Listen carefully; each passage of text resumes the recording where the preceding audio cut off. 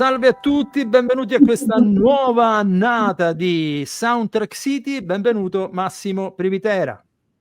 Benvenuto Marco Testoni e siamo nuovamente qui, belli e pronti e abbronzati, direi.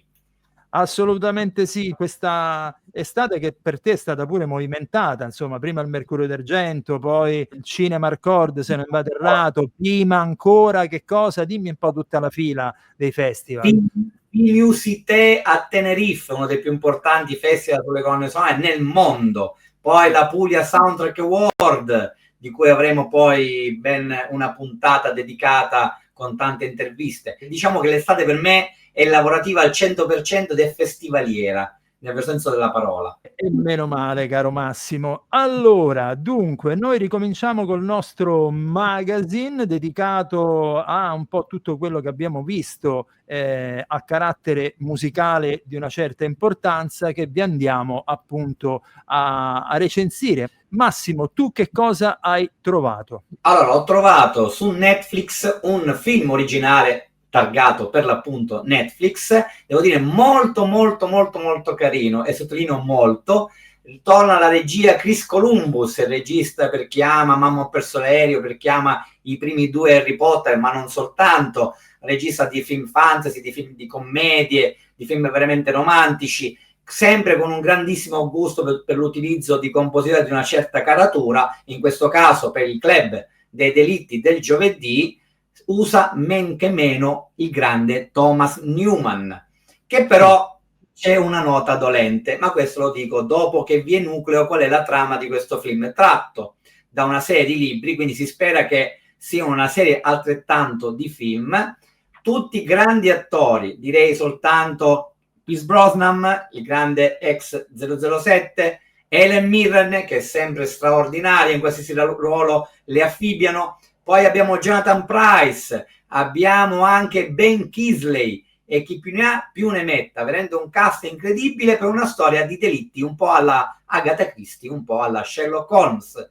Quindi questi anziani che stanno in una casa di riposo dove vorremmo stare tutti quanti nella vita, una reggia, tutto sommato direi che non mi dispiacerebbe, in questa casa di riposo hanno un club, ma non è il club del libro, è il club per risolvere delitti irrisolvibili, o almeno non sono stati risolti nel passato, e ci riescono alla grande. Questa volta però hanno un delitto che riguarda un personaggio che ha a che fare con questa casa di riposo, che potrebbe rischiare di essere chiusa.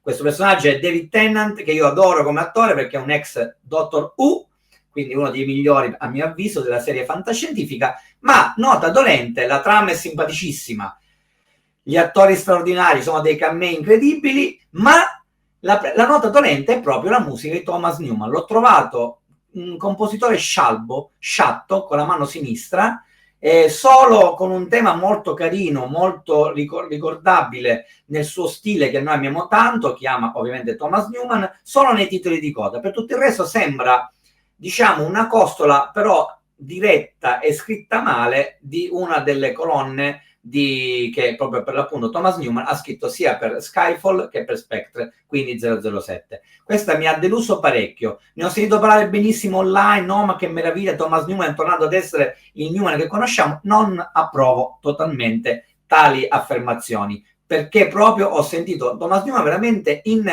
seconda fila, funzionale nel film, ma molto veramente nelle retrovie. Mi è dispiaciuto, devo essere sincero. E invece tu?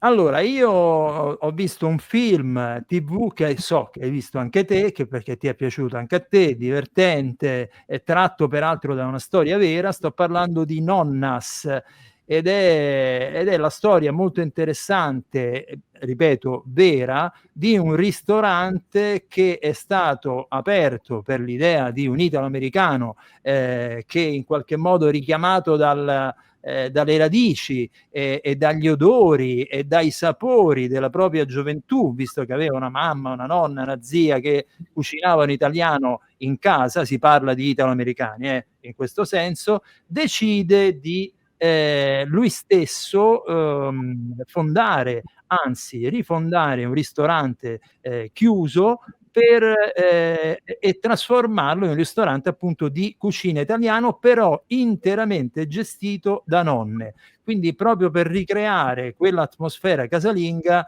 che molti di noi conoscono, voglio dire, perché appunto siamo italiani. Ti devo dire che guardando Nonna, se poi ti lascio la parola, mi è venuta una fame incredibile che io, essendo a dieta, ho dovuto per forza cucinarmi un brodo, cioè un sugo, perché a forza di vedere quei sughi lì cucinati di continuo. Certo. Allora, trattasi di un film realizzato e prodotto da italo-americani. Conosciamo bene tutti la filmografia, a tratti affascinante, a tratti un po' da cartolina, degli italo-americani. Mi viene in mente, chissà perché, Rocky, ma poi in realtà c'è un perché mi viene in mente Rocky, perché una delle protagoniste è proprio Adriana, cioè la moglie di Rocky, Talia Shire, che qui fa la parte di un'ex monaca, diciamo così, un'ex suora, che però ha appunto il pallino della cucina. Ma poi abbiamo anche tante altre attrici, Susan Sarandon e tante altre, e poi Vince Vaughn, che è il protagonista, che è lui poi da cui parte tutta quanta la storia. Questa trattoria esiste veramente, che è a Staten Island, e che, se lo volete, lo potete andare a trovare anche su TripAdvisor e vedete come è recensito. E nel frattempo è andato avanti, adesso non ci sono solo le nonne italiane, ma ci sono le nonne di tutto il mondo. Storia interessantissima, commedia fatta con grande garbo. Le musiche sono del brasiliano, di origini brasiliane, compositore Marcelo Zarbos. È un compositore di lungo corso, perché insomma ha una grande filmografia, non solo nell'ambito cinematografico, ma soprattutto nell'ambito delle serie televisive. Credo di capire che lui ormai è stabilmente residente negli States, quindi un musicista, un compositore di grande professionalità. Non ci si può aspettare, ripeto, chissà quali guizzi compositivi o tematici, ma molta funzionalità al servizio di questo film, dove la caratterizzazione ovviamente è quella della musica mediterranea, musica tradizionale, quindi fa un po' un potpourri, quindi mandolini e tamburi a profusione, però fatti, ripeto, con molto garbo e intelligenza. Invece la tracklist della music supervisor Frankie Pine, anche qui una music supervisor di lungo corso. Pensate che una delle produzioni che ha fatto è Mozart in the Jungle, una serie televisiva spettacolare, andatela a vedere perché comincia a essere un po' vecchiotta, non so di che anno è, però insomma di anni ne ha, che mette insieme, diciamo così, adesso ve la voglio far leggere un po' di brani che ci sono dentro, perché per noi italiani insomma li conosciamo tutti. Da una parte ci sono i brani dei Pink Martini, che insomma un gruppo lounge jazz molto interessante, e poi via con Funiculì Funicolà, Viva la pappa col pomodoro di Rita Pavone, L'immancabile tarantella napoletana, Cia cia cia della segretaria, Mille volte di Nilla Pizzi, Tu sì tu di Fausto Cigliano. Insomma, tutto quell'armamentario di canzoni nostrane proprio a uso, come si vuol dire, esportazione. Ecco, cioè è proprio quello che gli italo-americani hanno proprio nella loro, posso dire, nei loro ricordi, nelle loro tradizioni. Quella musica lì, sono rimasti un po' fermi lì, però in questo senso hanno anche ragione, ha un senso, perché le protagoniste sono tutte nonne attempate e ottantenni. A me è piaciuto e voglio andare a Staten Island dall'Enoteca Maria a trovarli, se andrò, perché veramente mi voglio andare a vedere tutte le foto, perché sono foto proprio di tutte quelle familiari, generazione su generazione, ma poi voglio assaggiare i piatti tipici loro. È molto carino perché alla fine del film proprio si vedono i personaggi reali che ancora oggi frequentatissimi di questo ristorante. Molto bello. Comunque Talia Shire meravigliosa, io devo dire che il suo personaggio della monaca spogliata è spettacolare, nel senso che non è più monaca, non è nulla nel film. Allora io direi di ricapitolare questi nostri due titoli. Vai tu, Massimo. Allora, Il Club dei Delitti del Giovedì su Netflix e ovviamente Nonnas, che potete trovare su Netflix. Ciao a tutti, ci vediamo alla prossima. Ciao, buona visione!